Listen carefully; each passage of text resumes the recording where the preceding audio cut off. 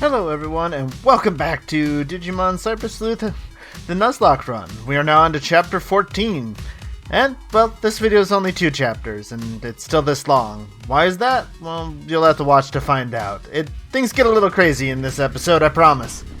So, we move on in the plot, and Omnimon's explaining how the Royal Knights have come through. Some of them want to destroy us all, and some of them are a little unsure. So, it's our job to find the ones that don't want to murder us all and convince them to help.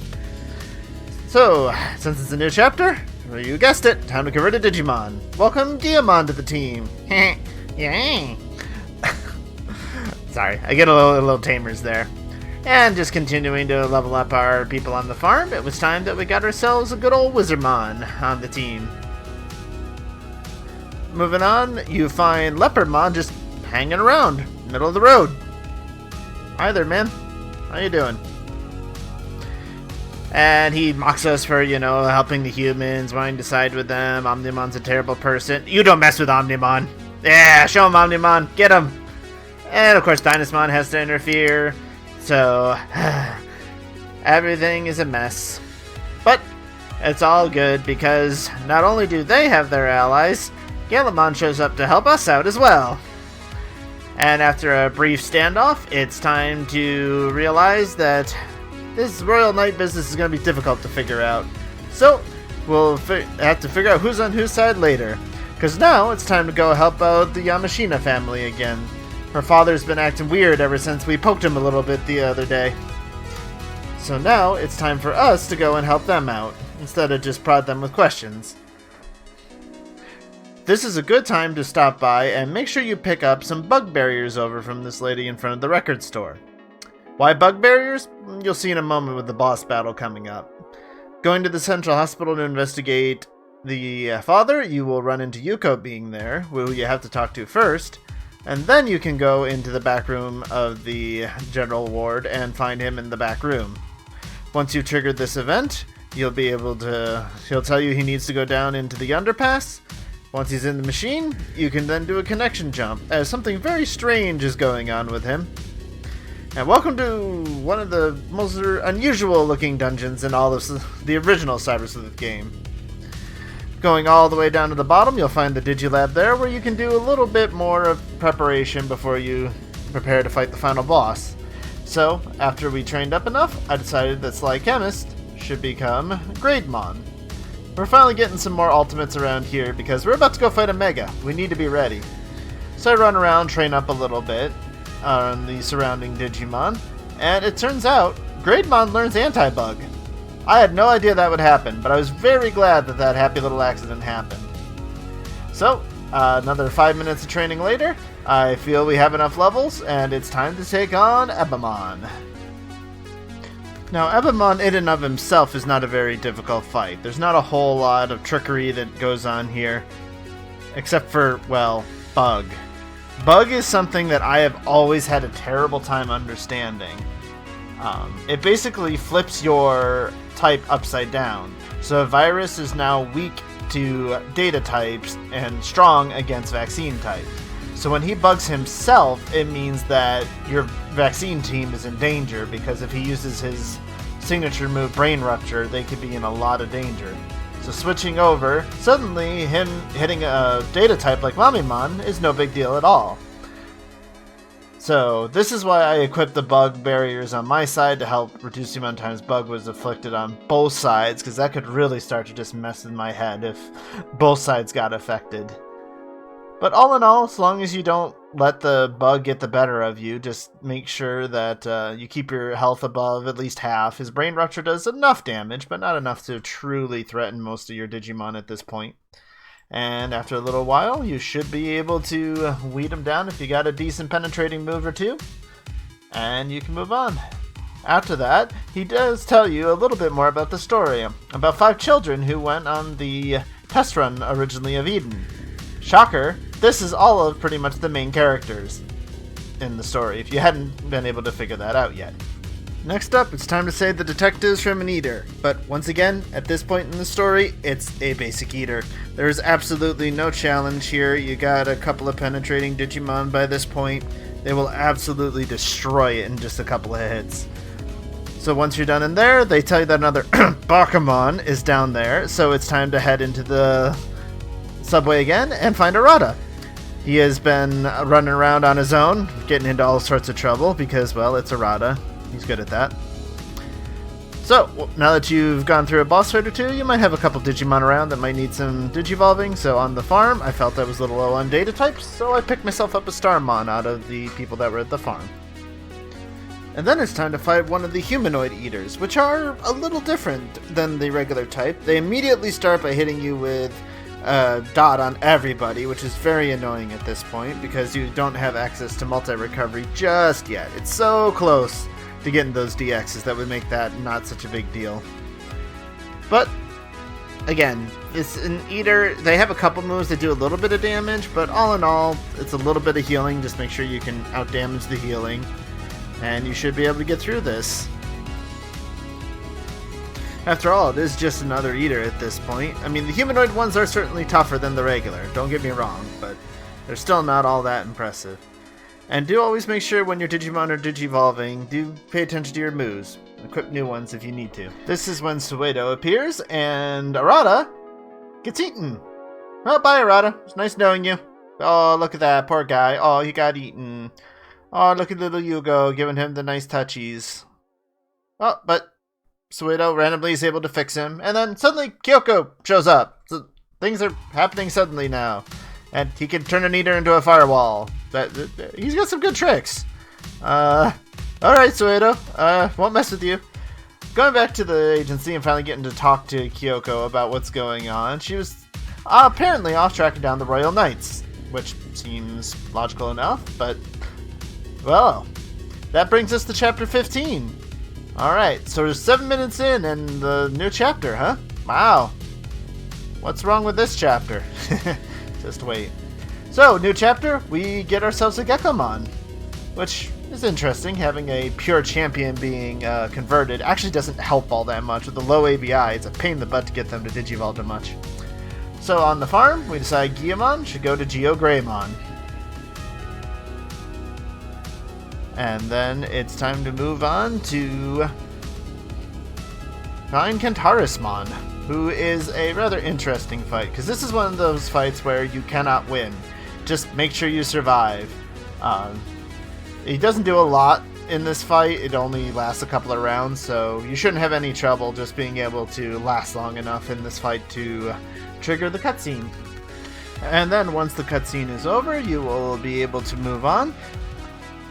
And you're talking to Kyoko and Omnimon, who need to find All Force Vidramon, but they can't find All Force Vidramon anywhere here in this world. So who knows where Kentarismon is? Of course Mireille knows! Mireille knows everything! Why does she know everything? I still don't know. She's an enigma.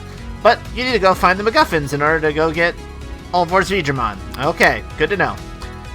So now that Rordrik was getting to a high level, I decided to de-Digivolve him to get the additional ABI by going back to Repamon, trying to get up to our first few megas here. Chaz also went down. Deciding that I still wanted that penetrating move, we decided to stick on the Kawagamon line, because that line is just so dang powerful. Going to Ueno, we run into Hackmon with his master, and find out that we need to help him out in order to learn how to better become a Royal Knight. Once inside, we find one of the better places to train in the game at this point, inside of the museum. Learning a bunch of new moves along the way in order to help out my Digimon. It really turns out that that Rapidmon line just really does not gain a lot of good moves, so very quickly I am learning better moves as a champion with Repamon. So Aji also became high enough level that I decided it was time for him to de-Digivolve back down to Marimon.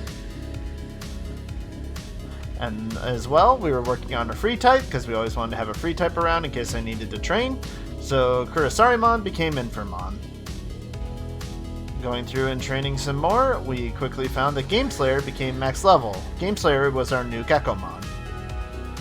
So very quickly, I realized that the champion level that I converted right away was going to be a little bit more trouble to Digivolve than I initially thought.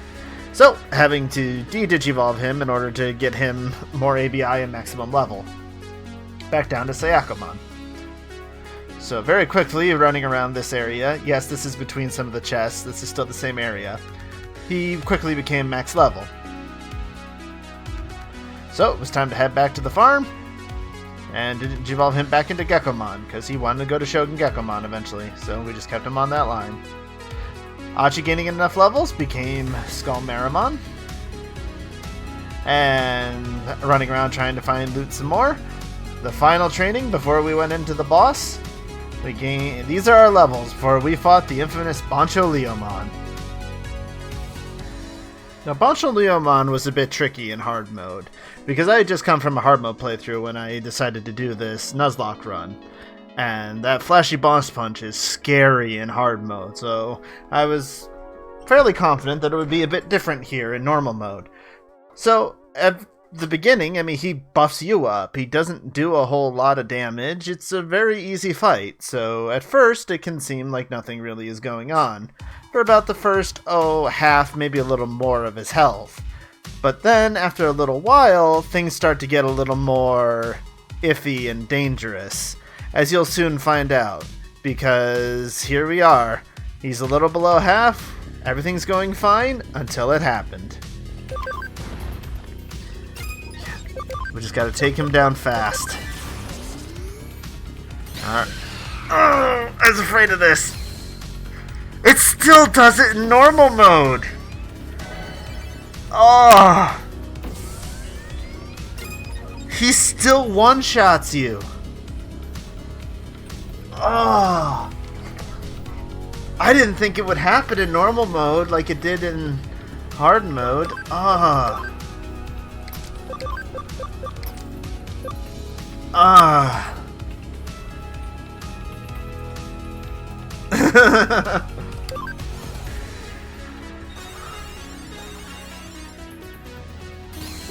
Oh, Rordrik's dead! Wait, Aji didn't die though. Not really, gamer. I beat this game the first time with only 3 megas. At the very end. Oh man, that does no damage. Oh my god. How is Aji surviving so well, but everyone else is just getting one shot?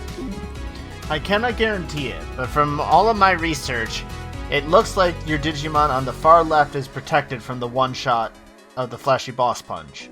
So that is something that you have to use. For the rest of this fight, I didn't bring in another Digimon. I just used my companion Hackmon and Aji in order to win. And with that, 4 Digimon are now dead that I have put so much time and effort into at this point. And just like that, they're gone. Bancho Leomon is a monster.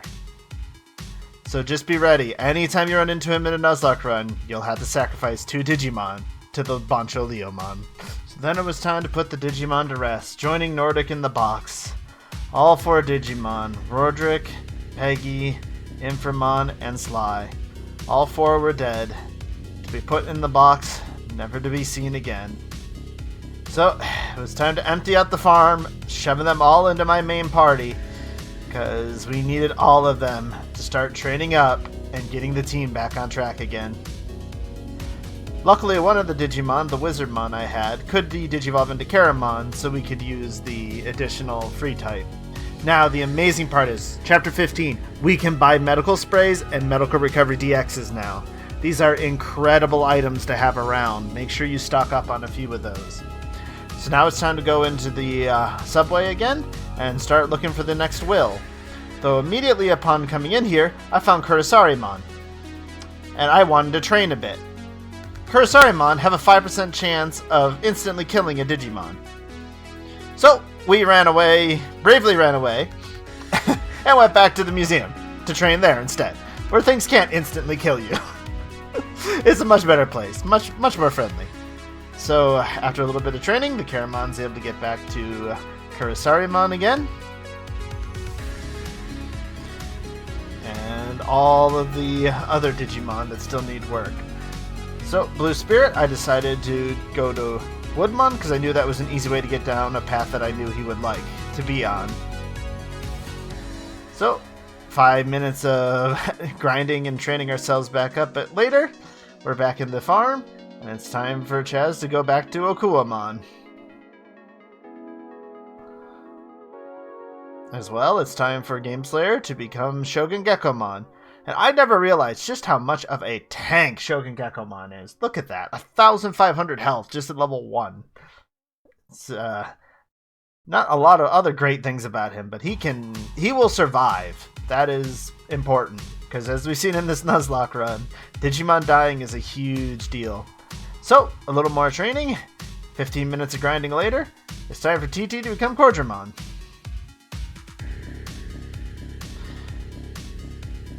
Again, had to de-digivolve because we didn't have enough ABI. So, and then it's time for Geo Greymon to become Rise Greymon. So we at least have an ultimate level vaccine type around the team again. And then it's time to go out for another 15 minutes or so of grinding. This was a large part of the stream that day. It was just a large portion of grinding, trying to get everybody back up and ready to fight again. And so, once back onto the farm, we decided what to make Algamon. I decided to keep him on the data line, and we got a mock Algamon. After that, we had also gotten enough training that Jimmy, I needed another vaccine type on the team. So Jimmy became Kabuterimon, who does have another penetrating move, so very good to have. And the random Starmon that we had lying around became Cresciamon. The team was finally starting to look a little more respectable again. And now, Kurosarimon, again, I still needed that free type, so we kept him on the Inframon line. So once again, we had an Inframon, right back to where we were. Another 20 minutes or so of grinding later, getting my Digimon some better moves and levels again, we finally were getting somewhere. I was finally feeling like I could possibly move on sometime soon. So next, we decided that Blue Spirit, it was time for him to become Taomon. Fine Digimon that I knew he wouldn't have a problem being if he stopped by the stream. And Cordramon became Groudramon. Aw, TT loves to be the cute Digimon. Doesn't he look so cute now? So finally I was ready. Time to go back to the subway and back down into the underground. Where this time I knew a little more of what I was getting myself into. So shortly after entering, I decided it was time to put on high security to lower the amount of Digimon I would fight. Now it was time to face Magna down at the bottom. And after a long time of talking to him, he's very uncertain of what's going on. So Nokia comes to the rescue, bringing the two cute Digimon that you rescued earlier back. And he's convinced, but Dynasmon isn't still. So instead of fighting Magna, you're actually fighting Dynasmon. And Dynasmon can be a little scary, though this first time that you fight him... Oh, I mean, sorry, spoiler, there might be another fight. This first time is not very scary, really. He doesn't really do enough of his dangerous attacks. And the ones that he does just doesn't do enough damage that it shouldn't really give you that big of a threat. Should only take you a few rounds or so if you got some decent attacks, and he should be done. You take all that juicy free experience that he gives you, and you're ready to move on with another ally in Magnadramon. Not that you necessarily want the O2 Scum to be your allies, but, you know, we'll take what we can get at this point. So now begins the long run of doing the random cases that are around in this chapter. This is a large portion of this chapter. On top of all of the having to train up to get the Digimon. And we get our first Mega, Boltmon. Aji survived long enough, he became our first Mega that we were ever able to get in this run. So when you're looking around for Kabuterimon, do be aware that this guy will only appear the key over his head if you get close enough. So be very careful. Once you talk to him, you can return to Kabuterimon, and he'll want to fight you. But Kabuterimon's only a champion. So this battle, again, is not very difficult. It should only take you a couple of good whacks from your strong Digimon at this point in order to take him down. Poor guy, he just wanted to get a little stronger for his mistress. But we have no mercy. So it's time to go over to Ueno now that didn't work, and tell him that it's a good idea for him to de-digivolve because the little girl that it works with him is scared to death of him now. And that seems to please him enough that you're done with this case. one battle with a Kabuterimon, and you can collect your reward. That's all it took. Next, you move on to find Nanimon within the central hospital. Just go in, turn off his TV, he'll be upset at you, but you'll have to go get him a newspaper. Just walk around enough until you find the newspaper here, buy it for 100 yen, and he will give it to you. You can return then to Nanimon, turn off his TV again, he'll yell at you, and you'll be done with the quest. It's really a rather random weird one. Tired of random side quests around that had nothing to do with the story and just a lot of running around? Well, too bad. There's still more of them to go. So, now you have to answer this riddle about the mysterious Digimon that's breaking into the school at night. Going over to Asakusa, you'll find this old man that you can talk to. He will point you in the direction that you need to go to the central hospital. Going to the central hospital, you'll find Sorcerymon. It turns out to not be the Digimon you're looking for. He's helping people out in the wrong color and the wrong staff. So, you then go over and have to find Wizardmon, who is the one you are looking for. And he is not happy that he's been found out, and he will attack you. But much like Kabuterimon before him, he is just the champion at this point. There's really not a lot of threat to him. Just make sure you bring out your virus team and teach him a good lesson. The only reason he even lasted this long, in all honesty, is I didn't use the double scissor claw at first. I was saving SP for some reason. I guess I just didn't want to use extra items. But after beating him up soundly, it's time to move on to yet another new one. At least this one requires a little more exploring and actual fighting than the ones before it. There's something going wrong at the Wikipedia site again. So it's time for you to go in and find out who it is. This time, it's not Tentamon, but a Metal Etamon, who is indeed a bit tougher than a rookie. But at this point, again, it's just not that big a threat. He's just too squishy. Your team can do a lot of damage to really fast. So, don't worry about him. Just beat him up like you would any other enemy, and you'll be done with him in no time.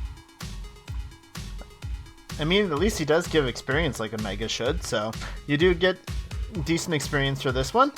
Next, you have to go and help out a Numemon, which is an interesting one. Once again, you're headed back to the central hospital, but you're going someplace slightly different this time. Talk to the Numemon inside, and he will tell you that he needs a bunch of Sayakomon shells. In order to find them, it is just a random encounter. You cannot find them anywhere specifically on the map, so you will find them in groups of 2, just like this. Make sure that you just beat them up, and they will drop 2 shells apiece. They are guaranteed to drop them when you fight them, so it doesn't take too long, especially if you use the force encounters, to make sure that you keep getting into fights, and then return them to Numemon, who, curse your sudden but inevitable betrayal, decides that it's time for him to Digivolve and fight you. But he goes from champion to a champion, so he didn't really Digivolve, and you beat the absolute snot out of him because he is just a Numemon. Once the Shell Numemon is defeated, you will be able to complete that mission.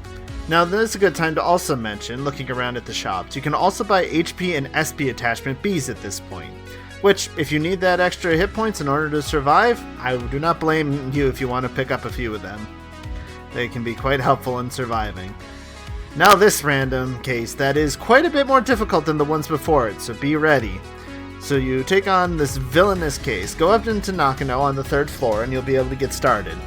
Talk to Sakuyamon, who will tell you about an angry letter that has a bunch of virus-type Digimon angry, and loot the place on your way in order to start this very strange fight. Now suddenly, really the reason that this fight is so strange is just that this is a lot harder than what you've run into so far. 2 Megas and an Ultimate. And they're actually somewhat varied team. It's actually not just all virus types. Rosemon is very much a data type. So you will have to be a little careful. Black War Greymon can do a lot of damage. If you're using vaccine types to try to take him down, Rosemon will return the favor and do a lot of damage to your vaccine types. So it is a little bit of a dangerous game that you have to play with this one. You may have a few close calls if you don't be careful. But you have enough healing items at this point, the medical sprays and everything. They should be able to keep you healthy enough that you can take them down. And then eventually have to fight round 2 with the Justice Squad. which you can heal up in between, so it's fine. And then you go and fight them, who are a lot easier to take down. Justimon's special move doesn't really do a whole lot. The Starmons are just kind of there. Once you're done with all that, you have to head down to Kowloon level 1 randomly, with no way of really knowing that besides asking Mirai, and you'll go down and hear some hackers talking. So it's time for you to take on the next quest that's required to finally unlock the way to continue the story, talking to Yuko up in the central hospital. She wants to get rid of the Yugo avatar that was used to control her, so it's time in order to delete that avatar. And then, as she goes to try and delete it, there is a problem. So it's time for you to head down to Kowloon level 1, talk to this guy here right in front of the elevator on the way to 2, and then once you're done talking to him, you head up to level 2, and you'll find Yuko talking to a suspicious hacker over on this floor.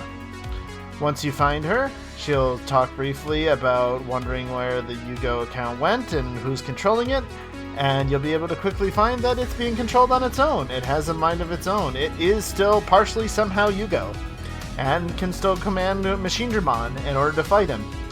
And so you begin another fight with Machinedramon.